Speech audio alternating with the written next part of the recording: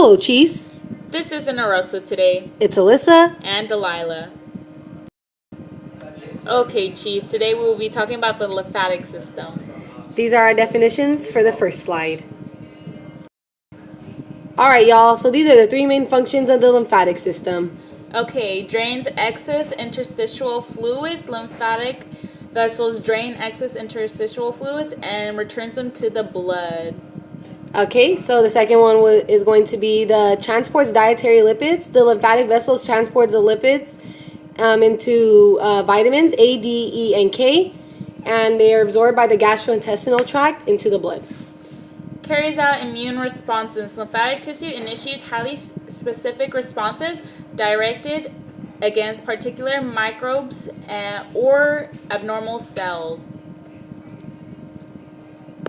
Alright, so the two main channels passes through the thoracic duct. The main lymph collecting duct receives lymph from the left side of the head, neck, and chest, the left upper limb, and the entire body below the ribs. And the right lymphatic duct drains lymph from the upper right side of the body. The thoracic duct empties its lymph into the junction of the left internal jugular and the left subclavian veins, and the right lymphatic duct empties its lymph into the junction of the right internal jugular and right subclavian veins. Lymph drains back into the blood.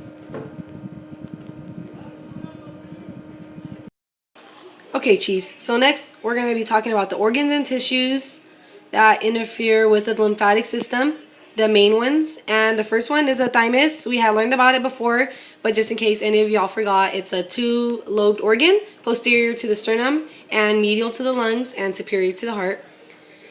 The next one is the lymph nodes, and the lymph nodes are located along lymphatic vessels, and they're just tiny little like ball shapes that run all down the vessels of the lymphatic system. And the next one is going to be the spleen. And the spleen is actually the largest single mass of lymphatic tissue in the body, and it lies between the stomach and the diaphragm. The maturation of the B cells and T cells. Immunity involves lymphocytes. That's the B cells and T cells. B cells complete their development in the red bone marrow. And T cells develop with the pre-T cells that migrate to the bone marrow into the thymus, where they mature. Once activated, each type of the lymphocytes form a clone of cells that can recognize a specific antigen. So this is a chart of the B cells and pre-T cells in red bone marrow. There are two types of adaptive immunity. There is a cell-mediated and antibody-mediated. The cell-mediated has cytotoxic T cells directly attacking the invading antigen. And then it has effective against intracellular pathogen, including viruses, bacteria, and fungi. There's also cancerous cells and foreign tissue transplant. Okay, the antibody mediate. It has B cells transforms into plasma cells, which synthesizes and secretes specific proteins called antibodies. A given antibody can bind to inactivate a specific antigen. Helper T cells aid the immune responses, both the cell-mediate and the antibody-immediate immunity. Okay, so next we're going to be talking about the antigens and the antibodies. The antigens induce plasma cells to secrete proteins known as the antibodies.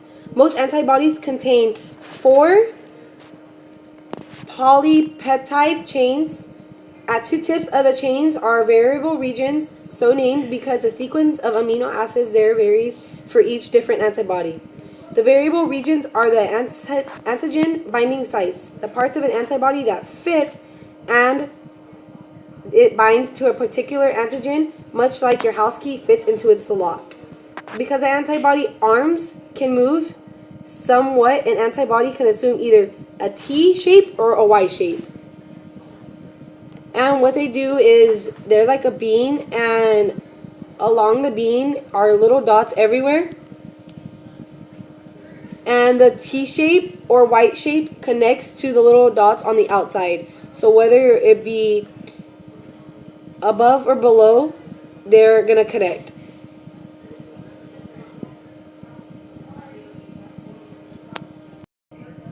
Antibodies belong to different groups of plasma proteins called globulins, and for this reason they're also known as immunoglobulins. Immunoglobulins are grouped into 5 different classes, and each class has distinct chemical structure and different functions.